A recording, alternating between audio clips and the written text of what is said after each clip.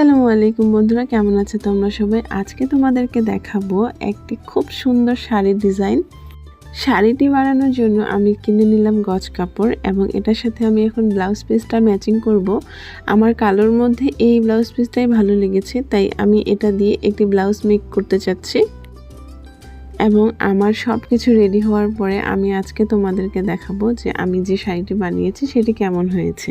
তো আমি আজকে চলে যাব তাড়াতাড়ি করে রেডি হওয়ার জন্য এবং আমি এখানে সব কিছু নিয়ে নিয়েছি। আপনারা শাড়িটা দেখুন কেমন লাগছে শাড়িটা আমার। আমি শাড়িটাতে নিচের দিকে এভাবে কাপড় দিয়ে পাড়ের মতো করে দিয়েছি এবং পুরো শাড়িটাতে স্টোন ওয়ার্ক করেছি।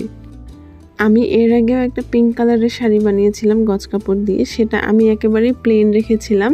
তাই আমি এবারে কালো শাড়িটা চিন্তা করেছিলাম যে আমি এই শাড়িটাতে একটু স্টোন ওয়ার্ক করি এবং নিচের লেসটা একটু মোটা টাইপের করব যেন দেখতে সুন্দর লাগে। এবং ব্লাউজ পিসটা নেট ফেব্রিকের মধ্যে হওয়ার কারণে আমি এটার গলার মধ্যে একটু লেস দিয়েছি এবং হাতের মধ্যে লেস দিয়ে ডিজাইন করেছি। ব্যাক পার্টটা ছিল রাউন্ড নেক এবং সামনের পাশটা একটু পান গলা টাইপসের দিয়েছি। তো যাই হোক, আমার কিন্তু শাড়ি পরাও শেষ হয়ে গিয়েছে এবং আমি একদম পুরোপুরি রেডি বাইরে যাওয়ার জন্য। এবং আমি এটার সাথে মিলিয়ে সব কিছু জুয়েলারি আইটেম পরে নিয়েছি। তো আজকে আমি কোথায় ঘুরতে যাব? আপনাদের কি মনে হয় যে এই সিজনে আমি এখন কোথায় ঘুরতে যেতে পারি? আজকে আমি ঘুরতে যাব আমার অনেক প্রিয় একটি ফুল বাগানে, সেটা হলো কাশফুল বাগানে। এবং কাশফুল এসেছে এবং কাশফুলে আমি ঘুরতে যাব না এটা তো কখনো হতেই পারে না। তাই চলে আসলাম কাশফুলে। আমাদের দিনাজপুরে কাশফুল খুঁজে পাওয়াটাই অনেক বড় একটা বিষয়। আমরা কাশফুল পেয়ে গিয়েছি এবং আমি এখানে চলে এসেছি এবং এখানে আমার এত ভালো লাগছিল, কারণ কাশফুলটা কেন যেন আমার খুব ভালো লাগে। তার মধ্যে একটা শুভ্রতার ছাপ থাকে যেটা আমার খুব আকৃষ্ট করে।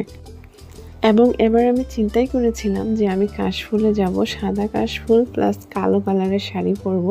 তাই আমি কালো কালার শাড়িটা ডিজাইন করে নিয়েছি।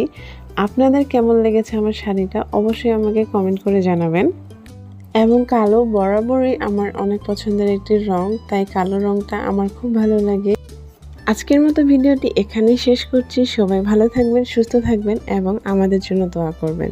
আল্লাহ হাফেজ, আসসালামু আলাইকুম।